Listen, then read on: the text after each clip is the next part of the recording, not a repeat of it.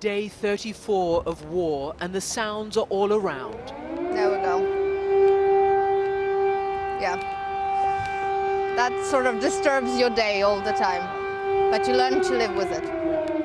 Ukrainian MP Lesia Vasylenko says that after a month of this, she, like her president and countryfolk, believe the Russians will never take this city, though fighting does continue in the suburbs. She wanted to meet here at Maidan Square, where Ukrainians stood up for their rights in 2014 and brought down Putin's wrath and his revenge. Given his battlefield setbacks, though, I asked whether his shifting demands make a diplomatic compromise easier for Ukraine to accept. Now there's word, we don't know whether it's going to bear fruit, but that they might allow Ukraine to join EU as long as you renounce the NATO. Is that a compromise that Ukraine would accept? All of this started 34 days ago because one country cannot declare itself more sovereign than another country. And Russia tried to do just that. We cannot go for that compromise because that compromise to Putin would also mean a compromise of the general framework of defense and security of the world. Giving in to dictators means incentivizing them. Ukraine's dramatic resistance surprised the whole world, including Vladimir Putin. 3 days they gave us, right? Putin thought he would be here in a matter of hours. We are doing this for our very survival, and when the survival instinct kicks in, people can do amazing things. People become superheroes, and this is what you're witnessing in Ukraine. Lesia is armed with her guns. The AK-47 is at home today, but she shows me her pistol, held close to her heart. Lesia, when we spoke in the first week of the war before I got here, you said, I've got my machine gun, and you've tweeted that I've also got my manicures. Yes. Your resistance takes many, many forms.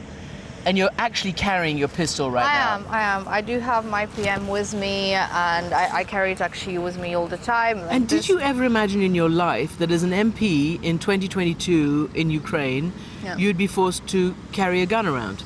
No, never, never. I'm actually very much anti-gun, and this gun caused a lot of problems for me because in order to recharge it, you have to sort of like do this thing, and with the nails, I had very nice, beautiful, long nails. It was impossible to do so. They had to all come off. And just so people are clear, the idea of beauty, self-maintenance, is also resistance. Yes, all jokes aside, it's an important element for all women who are fighting alongside the manfolk here.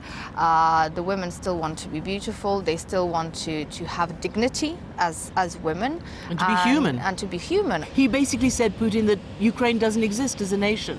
You don't exist as a people. And we say to him, life goes on, we carry on living. Your war, you're fighting against us is in the background now, and we'll go on fighting it for as long as we have to, but we will go on living at the same time. She is still an MP. Parliament is still passing laws. And since an army marches on its stomach, this too is their fight, their war effort. And so the ordinary becomes extraordinary, peeling carrots as if they were stacking up bullets. This trendy brunch and bar has turned into a wartime canteen, chopping onions in a frenzy of efficiency and purpose. Do you feel you're going to win? Of course, we must destroy the Russian army. You said you must destroy the Russian army? Yes. Yeah. So they help turn out 600 meals a day and counting for the army and territorial defense, for hospitals and shelters. Outside, Lesia shows me the pictures of her 3 young children who she's had to send away for their safety. This is my baby from this morning. Wow. This is my youngest. How old? She's going to be 10 months in just a couple of days. Wow. That must be painful to be without her. It is, and she's sort of looking at you like, really, Mommy? Really? You're going to be away from me? Staying on the front lines with this struggle comes at a huge personal cost, but Lesia has no doubts. I am where I have to be. I mean, things happen for a reason. I'm a firm believer in that. There's a reason why I was elected in 2019. We have a task, we have a duty, and we will complete it, and then we will see where life takes us.